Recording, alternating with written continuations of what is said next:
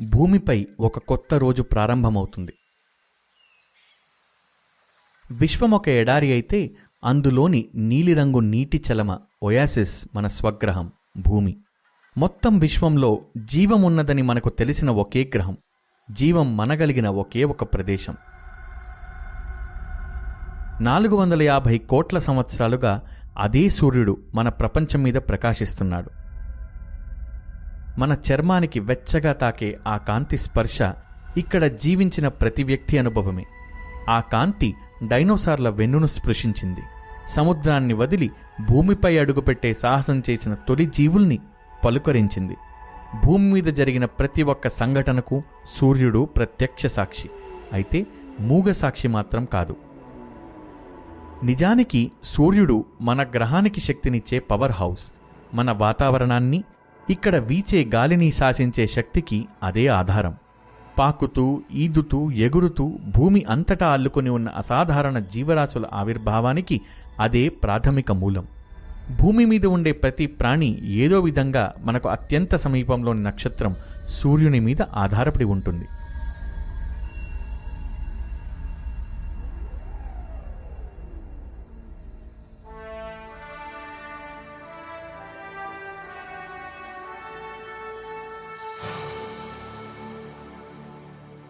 మన సజీవ తార సూర్యుడు.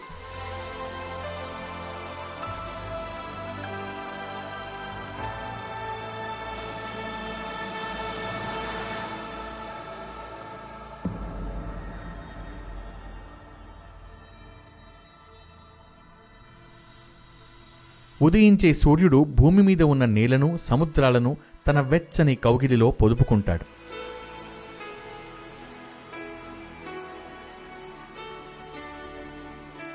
పోషణనిచ్చే సూర్యకిరణాలు మన గ్రహాన్ని చీకటి నుంచి రక్షించి రకరకాల జీవ వ్యాపారాలకు శ్రీకారం చుట్టి నడిపిస్తాయి.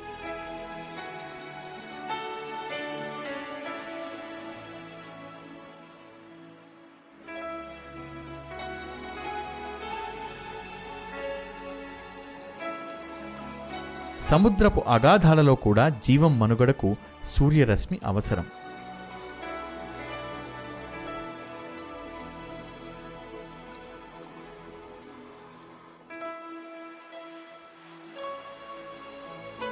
సముద్రాలలోనూ భూమి మీద ఉండే మొక్కలు సూర్యకాంతిలోని శక్తిని వినియోగించుకొని దానిని కిరణజన్య సంయోగక్రియ లేదా ఫోటోసింథసిస్ అనే ప్రక్రియ ద్వారా ఆహారంగా మారుస్తాయి.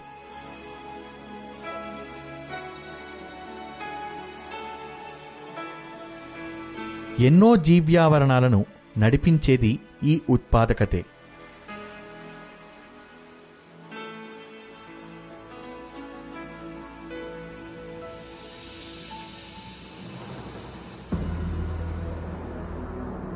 ఇది వాతావరణంలోకి విలువైన ఆక్సిజన్ను కూడా విడుదల చేస్తుంది.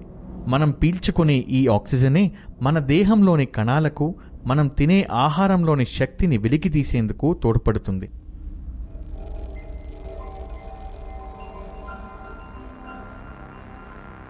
మన మనుగడకు సూర్యుడే ఆధారమని అర్థం చేసుకోవడానికన్నా ఎంతో ముందు నుంచే మానవాళి సూర్యుడిపై దృష్టి పెట్టింది.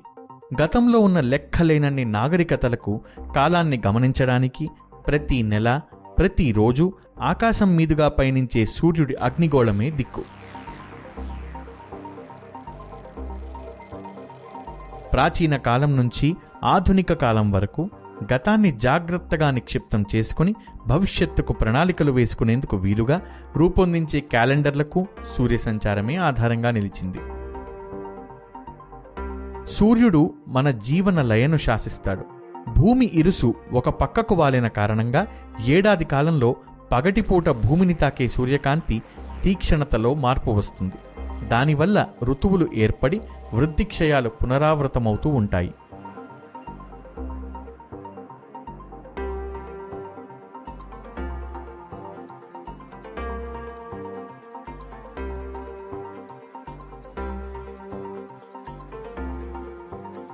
మానవ చరిత్ర ప్రారంభమైన నాటి నుంచే మనుషులు సూర్యుడు ఎంత ముఖ్యమైనవాడో గుర్తించారు.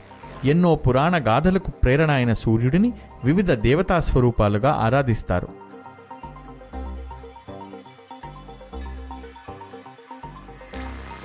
5,000 ఏళ్ల క్రిందటే మనుషులు భారీ శిలాఫలకాలను పైకెత్తి ఇంగ్లాండ్లో ఉన్న స్టోన్ హెంజ్ వంటి ప్రాచీన స్మారకాలను నిర్మించారు.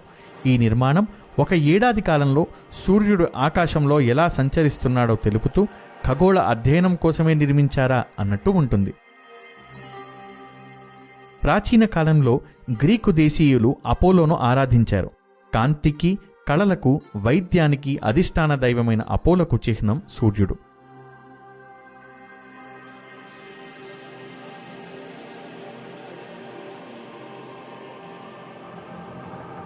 నేటి ఆధునిక మెక్సికో దేశంలో మాయా నాగరికతకు చెందిన వారు సూర్యుడిని అనుసరించే స్మారకాలను నిర్మించారు.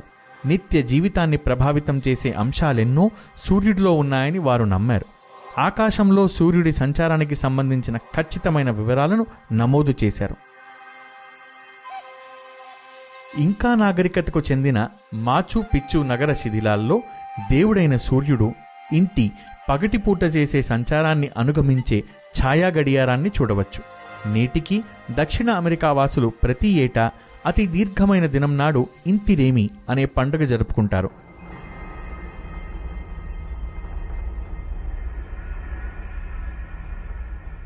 తప్పో ఒప్పో కొన్ని నాగరికతలు సూర్యుడు, గ్రహాలు, నక్షత్రాలు భూమి చుట్టూ తిరుగుతాయని, విశ్వానికి భూమే కేంద్రమని అనుకోవడం విడ్డూరం కాదు.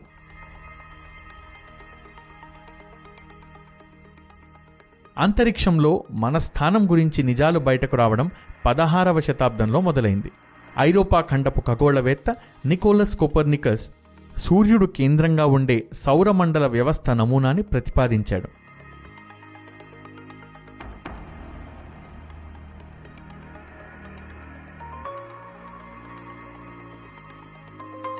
సూర్యుడితో మన సంబంధాలలో మార్పు వచ్చింది. ముందు అనుకున్నట్టు సూర్యుడు అంత నిర్దుష్టమైన ఖగోళ విశేషం కాదని త్వరలోనే తెలిసి వచ్చింది.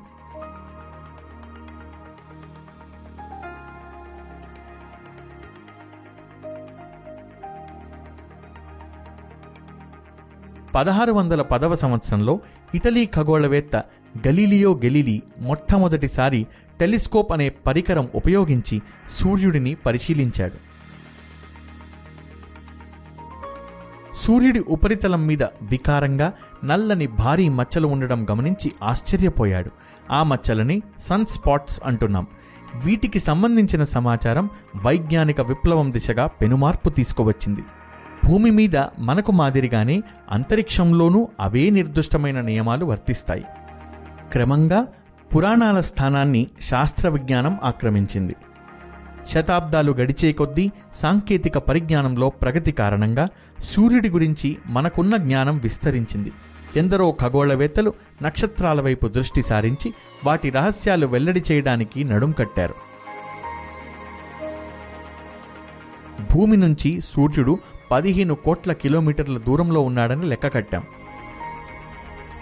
సూర్యుడు పాలపుంతలో ఉన్న 20,000 కోట్ల తారలలో ఒకడు మాత్రమేనని ఇప్పుడు మనం ఒక అంచనాకు రావచ్చు. మనం సూర్యుడి చుట్టూ తిరిగినట్టే సూర్యుడు కూడా 25 కోట్ల సంవత్సరాలకు ఒకసారి మన గెలాక్సీ కేంద్రం చుట్టూ తిరుగుతూ ఉంటాడు.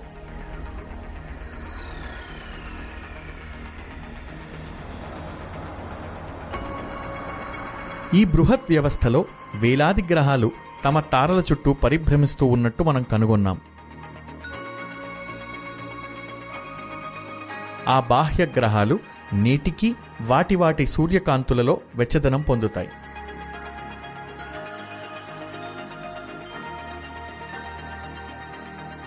ఇంకా ఎన్నో బాహ్య గ్రహాలను కనిపెట్టడానికి భూమి మీద అంతరిక్షంలోనూ ఉన్న టెలిస్కోపులతో అంతరిక్షాన్ని జల్లెడపడుతున్నారు. యూరోపియన్ స్పేస్ ఆర్గనైజేషన్కు చెందిన 3.6 మీటర్ల టెలిస్కోపు వాటిలో ఒకటి. మన సూర్యుడికి అతి చేరువలోని ప్రాక్సిమా సెంటారీ అనే తార చుట్టూ తిరిగే ఒక బాహ్య గ్రహాన్ని కనుగొన్నారు కూడా.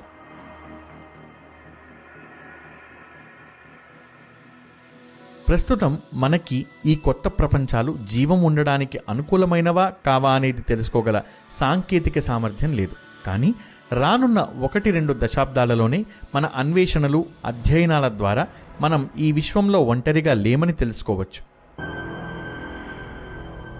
గ్రహాంతర జీవం కోసం అన్వేషణకు మన నక్షత్రం వంటి తారల చుట్టూ పరిభ్రమించే గ్రహాలే ఉత్తమం. ఒక నక్షత్రంగా మన సూర్యుడికి ఏ ప్రత్యేకత లేదు. తనొక సగటు తార. నక్షత్రాలు రకరకాల పరిమాణాలు, రంగుల్లో ఉండే చిన్నవైన డ్వార్ఫ్ కుబ్జ తారల దగ్గర నుంచి 500 కోట్ల సూర్యుళ్లను తమలో ఇముడ్చుకోగల సూపర్ జెయింట్ల వరకు ఉంటాయి.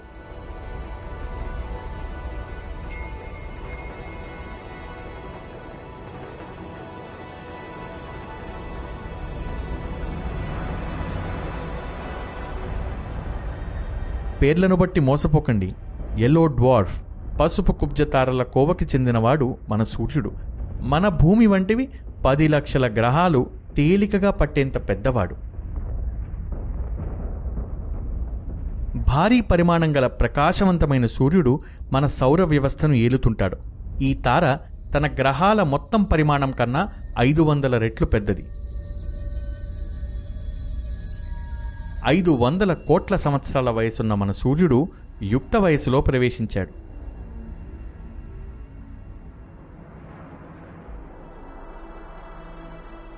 సౌర వ్యవస్థలోని ఇతర గ్రహాలతో పాటే సూర్యుడి కథ కూడా వాయువులు, ధూళితో కూడిన ఒక భారీ మేఘంతో మొదలవుతుంది. పరిభ్రమించే ఆ మేఘం గురుత్వాకర్షణ శక్తికి లోబడి ముడుచుకుపోయింది.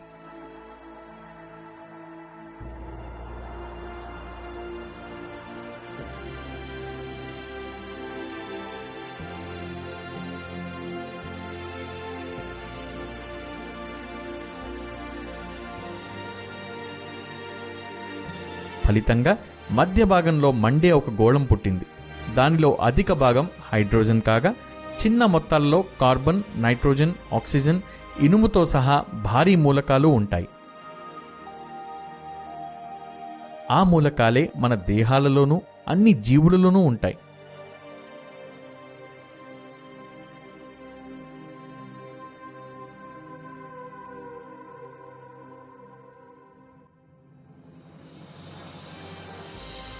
మౌలికంగా సూర్యుడు మన ప్రపంచానికి భిన్నంగా ఉంటాడు. మనం సూర్యుడిపైకి అడుగు పెట్టడానికి గట్టి నీడలాంటిది లేకపోయినా కంటికి కనిపించే ఉపరితలమైతే ఉంది. కాంతి వలయం, ఫోటోస్పియర్ అని పిలిచే ఆ ప్రాంతం ఉడుకుతున్న భారీ పులుసు గిన్నెలా ఉంటుంది. కనబడే ఆ ఉపరితలం మీద 5500 డిగ్రీల సెల్సియస్ ఉష్ణోగ్రత ఉంటుంది. అది ఎక్కువ వేడి ఉండే వంటింటి ఓవెన్ల కన్నా 20 రెట్లు ఎక్కువ ఉష్ణోగ్రత.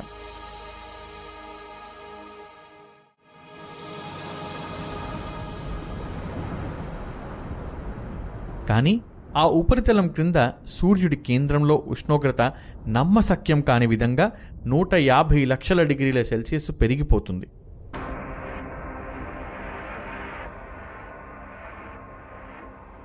సూర్యుడి లోపలికి చూడగలిగితే ఆ శక్తి ఎక్కడి నుంచి వస్తోందో తెలుసుకోవచ్చు.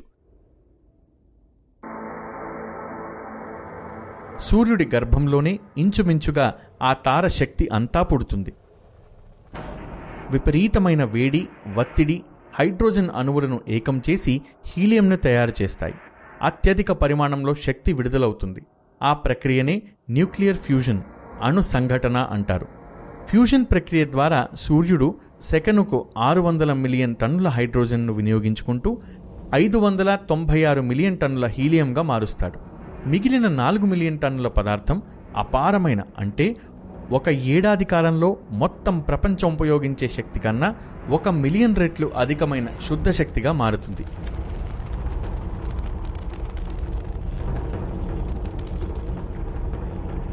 E = mc² అనే సుప్రసిద్ధ ఐన్స్టీన్ సూత్రం అతి కొద్ది పదార్థాన్ని అపారమైన శక్తిగా ఎలా మార్చవచ్చో చెప్తుంది. కాంతి వేగాన్ని c, పదార్థం m రాశితో గుణించి దాన్ని తిరిగి కాంతి వేగంతో హెచ్చవేస్తే అది శక్తి పరిమాణానికి E సమానం అవుతుంది. 1 గ్రాము పదార్థంలో దాగి ఉన్న శక్తి పరిమాణం ఎంత అనేది ఊహించడం కూడా కష్టం. సూర్యుడి కేంద్రం వద్ద ఫ్యూజన్ వల్ల ఉత్పత్తి అయ్యే శక్తి విడుదల కోసం పరుగు ప్రారంభిస్తుంది. కానీ లోపలున్న ద్రవ్యరాశి సాంద్రత వల్ల 1 మిల్లీమీటర్ దూరం వెళ్లేలోగానే అణువుల రూపంలో అడ్డంకులు ఎదురవుతాయి. ఫలితంగా శక్తి లోపలికి పీల్చుకోబడుతూ తిరిగి విడుదల చేయబడుతూ చివరికి ఎన్నో వేల ఏళ్లకి కాంతి ఉష్ణాల రూపంలో సూర్యుడి ఉపరితలాన్ని విజయవంతంగా చేరుకుంటుంది. ఇక్కడి నుంచి అది ఇక ఏ ఆటంకం లేకుండా కాంతి పరివేష్టం కరోనా అని పేర్కొనే పల్చగా ఉండే సూర్యుడి వాతావరణం గుండా అంతరిక్షం అగాధాలలోకి ప్రయాణం సాగిస్తుంది.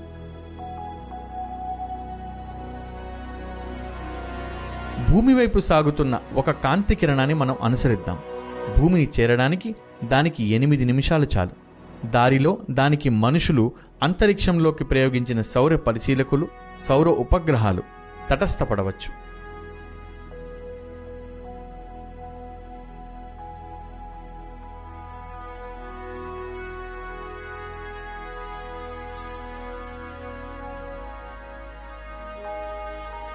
ఉడుకుతున్న సూర్యుడిని శాస్త్రవేత్తలు నిర్విరామంగా గమనించేందుకు వీలుగా యునైటెడ్ స్టేట్స్, యూరోప్, జపాన్ దేశాలు స్టీరియో సోహో, ఎస్డిఓ వంటి ఖగోళ పరిశోధనాశాలలను నిర్మించాయి. ఈ ఉపగ్రహాలు సూర్యుడిని ఎక్స్రేలు, ఇంకా అతి నీలలోహిత అల్ట్రావైలెట్, పరారుణ ఇన్ఫ్రారెడ్ కాంతుల తరంగ దైర్ఘ్యాలతో పరిశీలిస్తాయి. అది భూమి నుంచి సాధ్యం కాదు. అదృష్టవశాత్తు ఇటువంటి కాంతిని భూవాతావరణం పీల్చేస్తుంది. లేకుంటే తీక్షణమైన అతి నీలలోహిత కిరణాలు జీవరాశుల లోపలి సున్నితమైన కణాలను, కణ సముదాయాలను నాశనం చేసేస్తాయి.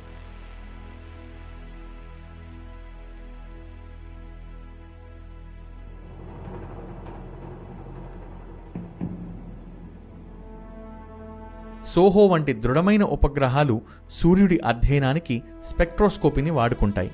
సూర్యకాంతిని వివిధ రంగులుగా విడదీస్తే దానిలో ఉండే ప్రతి మూలకాన్ని వాటి ప్రత్యేకమైన ముద్రను బట్టి గుర్తించవచ్చు. తద్వారా సూర్యుడి రసాయన సమ్మేళనాన్ని తెలుసుకోవచ్చు. శక్తివంతమైన ఎక్స్రే కిరణాల్లా కాక రేడియో తరంగాలు భూవాతావరణం గుండా పయనిస్తాయి. తక్కువ శక్తి కలిగిన ఈ కాంతి రూపాలను టెలిస్కోపుల సహాయంతో గమనించవచ్చు. చీలీ దేశపు ఉత్తర ప్రాంతంలో ఉన్న ఆల్మా టెలిస్కోపు ఇంతకు మునుపు సాధ్యం కాని పద్ధతుల్లో సూర్యుడి వాతావరణాన్ని అధ్యయనం చేస్తోంది.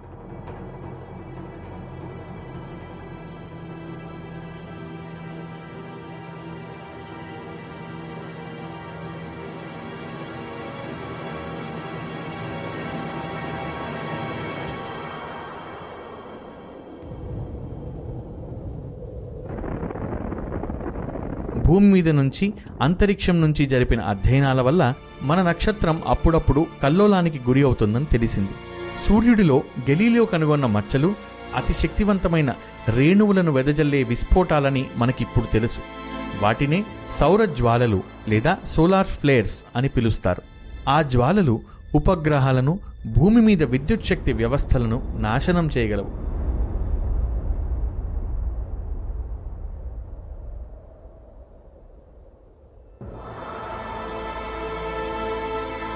సూర్యుడి వంటి ఇతర తారలను అధ్యయనం చేసినప్పుడు అంతకన్నా ప్రమాదకరమైన సూపర్ ఫ్లేర్స్ గురించి తెలిసింది. వాటికి ఉండే శక్తి అపారం. అతి తీవ్రమైన ఈ విస్ఫోటనాలు జీవం మనుగడకు ముప్పు కలిగించవచ్చు. మన సూర్యుడి నుంచి అలాంటి విస్ఫోటనం జరిగే ప్రమాదం లేదు, కానీ అందుకు గల అవకాశాలను కొట్టిపారేయలేం. విధ్వంసం కలిగించగల బ్రహ్మాండమైన శక్తి ఉన్నప్పటికీ మొత్తం మీద మన సూర్యుడు మేలు చేసే శక్తి అనే చెప్పాలి.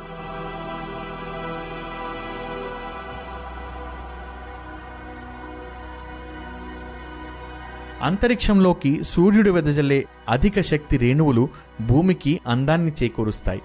అంతరిక్ష వాతావరణం అనేది అలౌకికమైన ఉత్తర దక్షిణ వెలుగులను ఉద్ధృతం చేస్తుంది.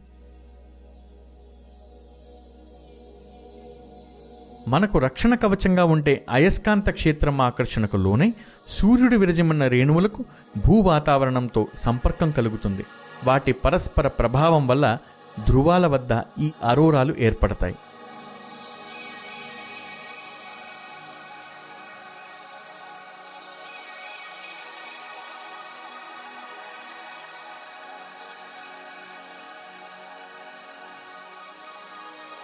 మన ప్రపంచానికి, దానిలోని జీవ్యావరణానికి చైతన్యం కలిగించే సూర్యుడి అనంతమైన కాంతిని సౌర ఫలకాల ద్వారా ఒడిసిపట్టి ఆధునిక నాగరికతకు అవసరమైన పరిశుభ్రమైన పునర్వినియోగ శక్తి వనరుగా వినియోగించుకోవచ్చు.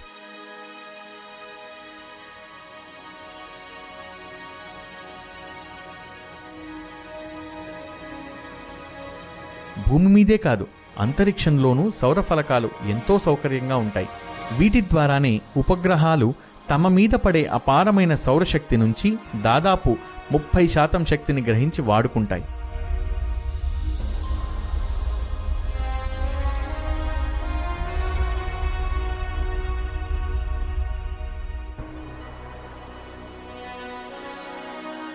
సౌర విద్యుత్తు శక్తిని నేరుగా సూర్యుడి నుంచి గ్రహిస్తుంది. అలాగే ఇతర శక్తి వనరులు కూడా సూర్యుడి మీదే ఆధారపడతాయి. ఆధునిక ప్రపంచ అభివృద్ధికి తోడ్పడిన బొగ్గు, చమురుతో సహా భారీగా లభించే శిలాజ ఇంధన వనరుల నిల్వలు పరిమితమైనవి. ఆ శిలాజాలు కోట్లాది సంవత్సరాల క్రితం సూర్యకాంతి చేత పోషించబడిన మొక్కలు, సముద్ర జీవుల వల్ల ఏర్పడినవి.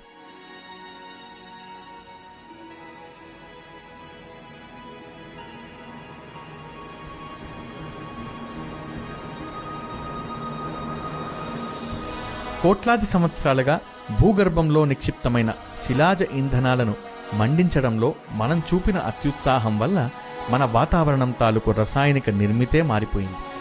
విశ్వవ్యాప్తంగా వాతావరణంలో మార్పులు వచ్చి జీవ్యావరణానికి చేటుగా పరిణమించాయి. సూర్యుడి నుంచి త్రోసివేయబడుతున్న శక్తిని వినియోగించుకోవడం కాదు, సూర్యుడి గర్భంలో జరిగే ఫ్యూజన్ ప్రక్రియపై పట్టు సాధించడమే మన సమస్యకి దీర్ఘకాలిక పరిష్కారం అని కొందరి ఆలోచన. ఫ్యూజన్ ప్రక్రియకు అవసరమైన ఇంధనం అపారంగా లభ్యమవుతోంది. విశ్వంలో అపరిమితంగా లభించే మూలకం హైడ్రోజనే ఈ ఇంధనం. ప్రస్తుతం న్యూక్లియర్ ఫిజన్, అణు విఘటన, విద్యుత్ కేంద్రాలకు ఇంధనమైన యురేనియం అరుదుగా లభిస్తుంది. కానీ దానికన్నా తేలికగా మన గ్రహం మీద ఉన్న సముద్రాలలోనే కావలసినంత హైడ్రోజన్ దొరుకుతుంది.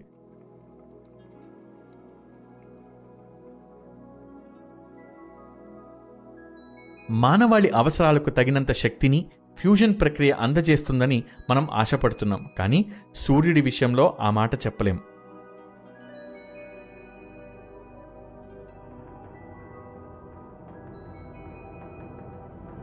ఏదో ఒకనాటికి సూర్యునిలోని ఇంధనం తరిగిపోయి దాని కేంద్రంలో ఫ్యూజన్ ప్రక్రియ నిలిచిపోతుంది.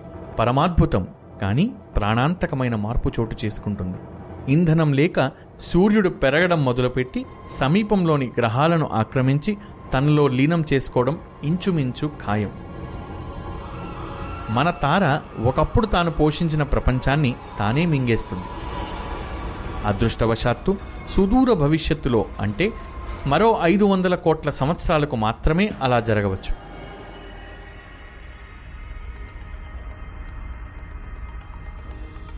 అప్పటి వరకు ఈ చిన్ని నీలిగ్రహం మీద జీవాన్నిచ్చే సజీవ తార మన సూర్యుడి అమృతమైన కిరణాలనే గ్రోలుతూ జీవ పరివ్యాప్తి జరుగుతూనే ఉంటుంది.